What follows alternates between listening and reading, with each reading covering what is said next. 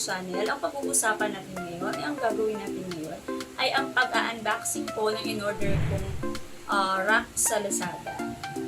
Nabili ko siya ng 2,000 pesos kasama na shipping fee. Bali 1,800 siya, tapos shipping fee 200. So pumunta kasi ako ng Ace Hardware. May nakita ko yung mga stainless daw yun, mga ganun. Is 4,500, 4,800. Eh wala naman tayong maraming kaperahan, mga sis. So yan, naghanap ako ng medyo mura na sa tingin ko ay matibay naman. Kasi kung kahoy ang gagamitin ko, masisira rin siya pag laging nababasa. So umorder ako ng medyo mura-mura. So yun, may nakita naman ako, kahit pa paano, galvanized yung nakita ko. Hindi ko alam kung magkakalawang din ba yun o ano. So binili ko na siya kasi para sa akin kahit pa paano affordable din siya. Kasi marami na rin siya nalalagay. So yung mga sis, papakita ko sa inyo, kukunin ko lang. Wait for a while. Ayan mga sis, hindi mo siya mabigat. Ito siya. Ayan. Hindi siya mabigat, promise. Mabigat siya sis. Ngayon, bubuksan natin siya at itatry ko siyang oh my dear! Pasensya na po kayo sa alaga kong si Cookie. Ganun lang po talaga siya. Kung nasaan ako, sunod siya ng sunod. Sinusundan niya po ang kanyang mommy. Mommy. Ayan. O-open na natin siya, mga sis. Wish ko lang mabuo ko to. Kasi,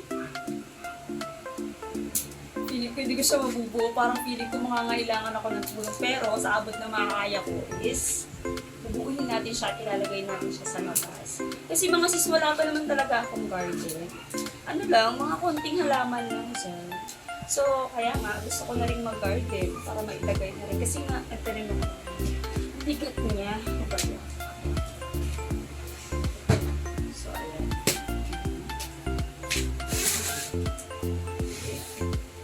Pasensya na kayo sa itsura ko mga sis. Ganito talaga, laging kulas. Laging pagod. Pagod na lagi. Ayan.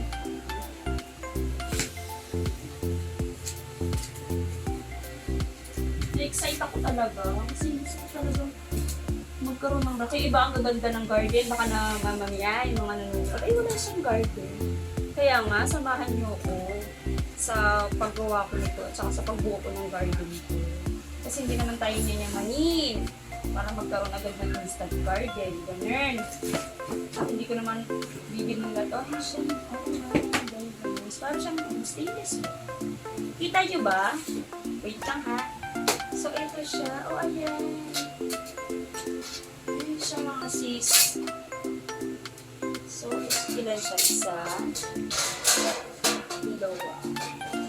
Sandal po.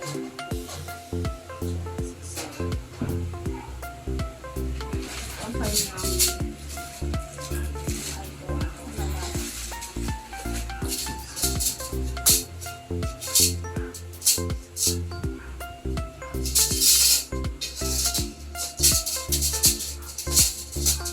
pinapanalayan ko lang talaga na wala siyang kulang, mga sis. Kasi pag may kulang po, wala na.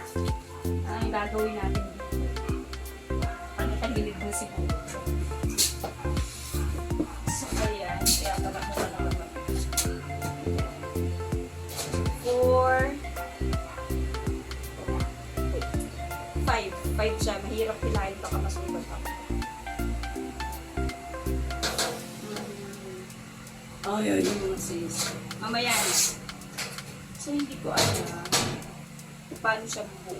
Instruction. Dito tayo magkakatalo-talo sis. Kasi hindi naman ako, alam nyo na, sa katawan kong patpati na ito, ewan ko lang kung mabuo ko ito.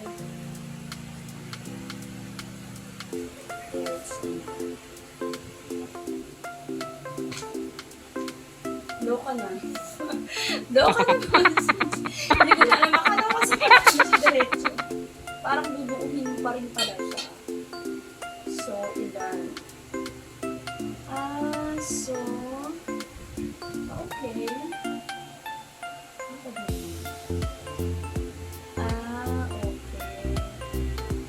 Puro na lang ako okay nito.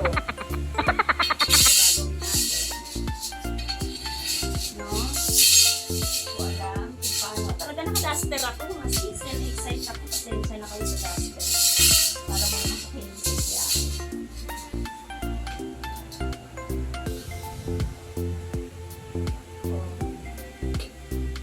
inches daw to 6. Kaya na, bubita na siya. Hindi niya na alam kung anong gagawin. So, siguro ito, base dun sa nabasa ko is, igagano mo siya. Tapos, lalagyan mo siya ng bolts and nut. Gamit tayo. So, ito na naman po, may nanggugulo na ng mga aso. Hatakin niya kaya itong mga ginawa ko. Ay, gunting kasi ayaw ko.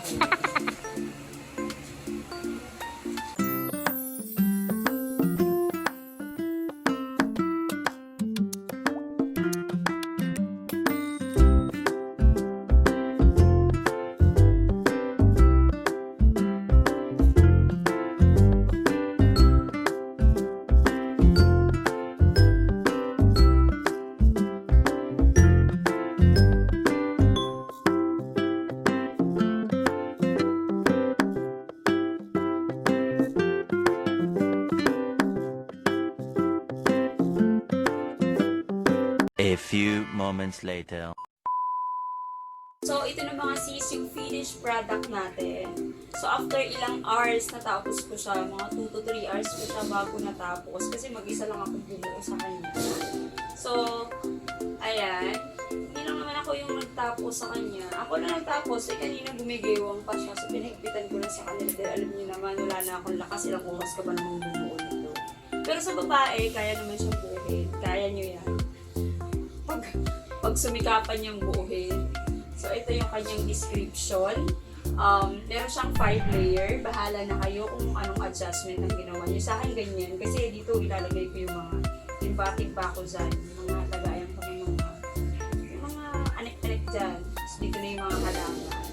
Tapos, yung haba niya is 39 inches. Yung kanyang lapad is 1 foot. At saka yung taas niya is 70 inches. So, pwede na siya. Mas matangkad siya sa akin. Siguro baka hindi ko na malagyan ng halaman dito. Depende. Ilalagay ko na siya sa labas. Doon ako gagawa ng garden daw. Eh, kasi medyo ang boring yung labas ko. Mga nakalagay lang doon kung hindi sinampay kalat. So, ayan. Pagagandahin ko siya. So, ayan mga sis. Kung gusto niyo umorder kayo. Pero sis, meron akong medyo naging problema dito. Kulang siya ng mga tornilyo. Tinipid ako. Kulang siya ng tornilyo. Kulang din siya ng L5 na parang bracket. Kulang siya ng bracket na 4. Tapos yung tornilyo, mga 8 siguro yung kulang. So, medyo gagawin ko na paraan. So, medyo matibay naman na siya. Hindi naman na siya gumagalaw-galaw. Carry naman. Diba, pasensya na kayo sa mukha kong pulas. Dahil talagang napakatulog ako naantok na nga ako kakaayos nito. So, kulang pa rin siya. So, gagawin ko na lang yun ng paraan para mas lalo siyang matibay. O, yun lang mga sis.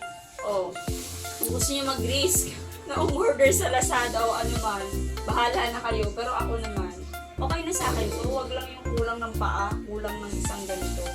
Carry na to, gagawa na ng paraan. So, yun mga sis. See you in my next video. Kung nagustuhan nyo ang aking video, click like, tapos i-subscribe nyo ako. At saka, see you in the next video mga sis. Bye!